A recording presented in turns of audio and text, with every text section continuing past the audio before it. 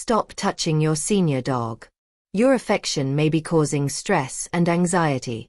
There is a single scientifically proven touch that they love, and that releases the bonding hormone. We build our lives around them.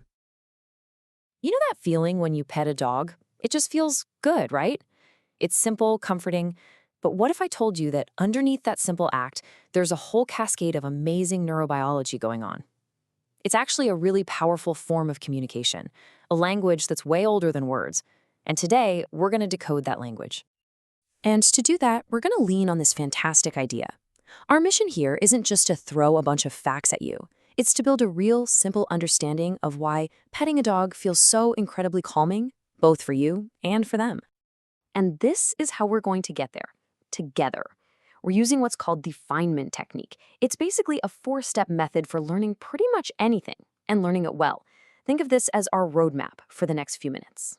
Okay, let's dive in. All right, so let's kick off our journey with step 1. It might seem almost too simple, but trust me, it's the foundation for everything we're about to uncover. Our concept is the calming power of touch. Simple enough, right? But our goal here is to really dig in and get to the heart of why and how this one little action can have such a huge biological effect on both us and our furry friends. So let's jump to step 2 of our plan, teach it. This is where we get into the really cool science. So how can we explain this calming power? Well, it pretty much all comes down to one powerful idea. And that idea is the safety signal.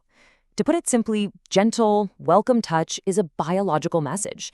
It's a message that tells our brain and a dog's brain, hey, you're safe, everything is okay.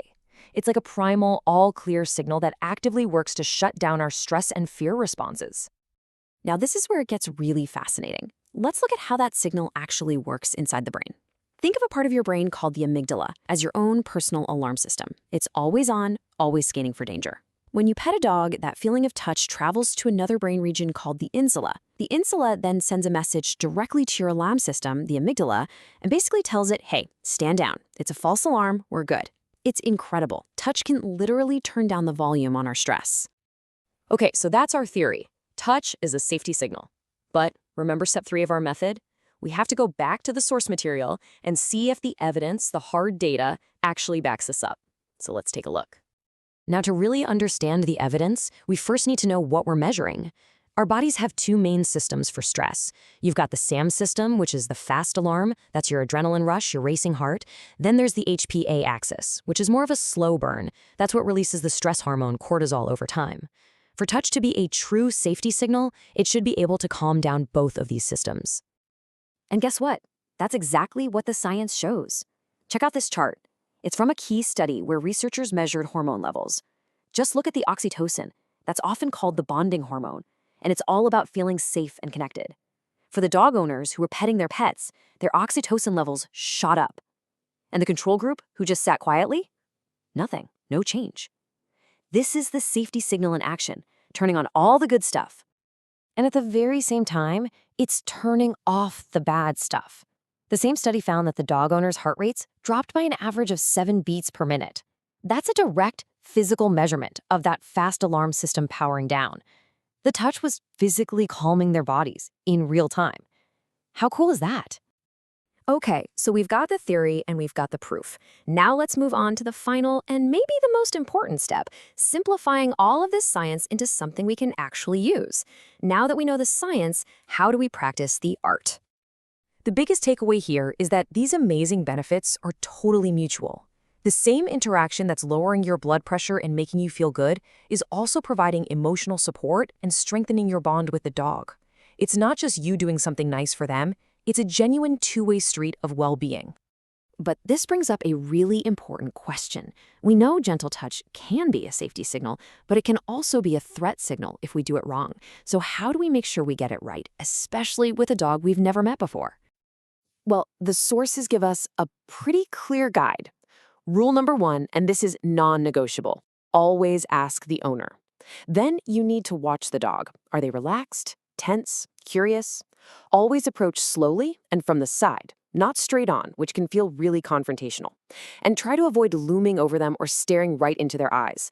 Those are classic threat behaviors in the animal world. This slide shows the perfect technique. See that? Instead of reaching over a dog's head, which can be super intimidating, you offer a closed, neutral hand. This lets the dog approach you and check you out on their own terms. You're giving them the choice, and that choice is absolutely fundamental to creating a sense of safety.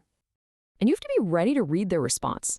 If you see any of these signs, lip licking, yawning when they're not tired, a stiff body, a tucked tail, that dog is telling you very clearly that they're uncomfortable.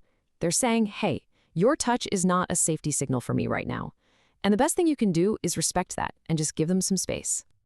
So we've gone from a simple concept all the way through the neuroscience and the hard data. And we've ended up with a practical guide. Let's just tie it all together with one last thought.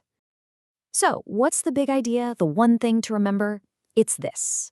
The simple act of petting a dog isn't just a nice thing to do.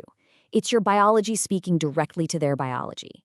You are sending a deeply ingrained, ancient signal of safety that calms the nervous system, releases bonding hormones, and builds real trust. It's a powerful conversation, all without a single word. And that leaves us with a bigger question, doesn't it? The science shows us just how profound a simple physical connection can be. So, in a world that often feels more and more disconnected, what other fundamental signals for safety and connection might we be overlooking in our own lives? Something to think about.